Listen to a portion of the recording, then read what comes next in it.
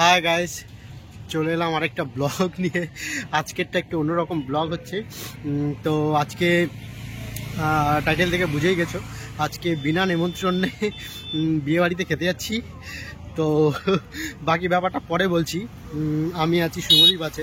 তো mainly শুভদীপেরই plan ছিল যে বিয়েবাড়িতে খেতে যাওয়ার বিনা ইনভিটেশনে, তো সেটাই যাচ্ছি। তো চলো বাকিটা পরে বলছি।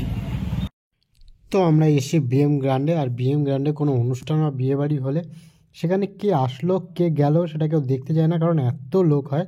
আর একে দেখো, এ এত কনফিডেন্সলি ঢুকছে, মনে হচ্ছে যে ওর খুব কাছের পরিচিত কারোর বিয়ে হচ্ছে। আর এখানে তো ব্যাপার স্যাপারই আলাদা। মানে এটা বিয়েবাড়ি না কোনো অন্য কোনো কালচারাল প্রোগ্রাম, তুমি বুঝতে পারবে না, খালি দেখো।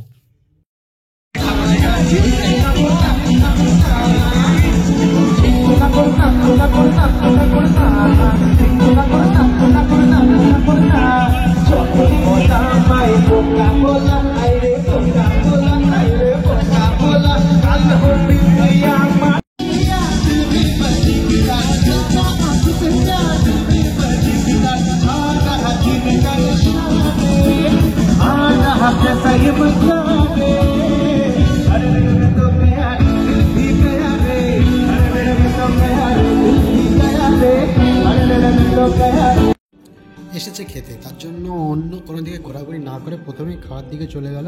আর সত্যিই আমার খাওয়ার ভিডিওগুলো প্রত্যেকটা একটা একটা করে ভিডিও করতে আমার খুব লজ্জা লাগছিল, তাই আমিও আর দেরি না করে খাবারটা বানিয়ে খাওয়া শুরু করে দিলাম। খাওয়ার ভিডিও ভালো মতন বানাইনি, আর খাওয়াগুলো এত টেস্টি হয়েছে কি বলবো, ক্যামেরা করবো না খাবো। এই যে প্রসেনজিৎ সাহা, ও এসেছে।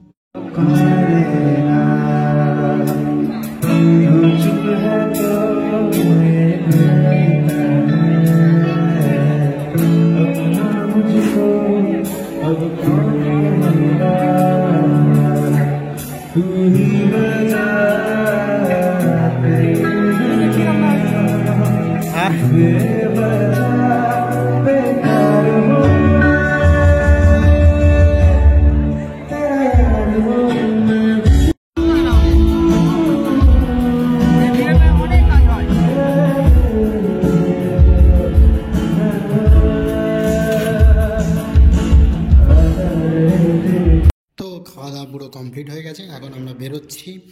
লাস্টে পানটা খেয়ে নিলাম, কিন্তু প্রত্যেকটা জিনিস, প্রত্যেকটা মেনু আমি তোমাদেরকে ভালোভাবে দেখাতে পারলাম না, কারণ বিনা ইনভিটেশনে প্রথমেই বলেছি লজ্জায় কিছুই ভিডিও করতে পারিনি। তো চলো, আর কি, এখন শেষ হয়ে গেছে, এখন বাড়ির দিকে ফিরছি, রুমে ফিরতে হবে, অনেক রাতও হয়ে গেছে। আর কি,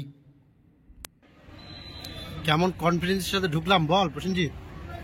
একদম একদম খতরনাক। দেখেছো কেমন বুক ফুলিয়ে বেরোচ্ছি?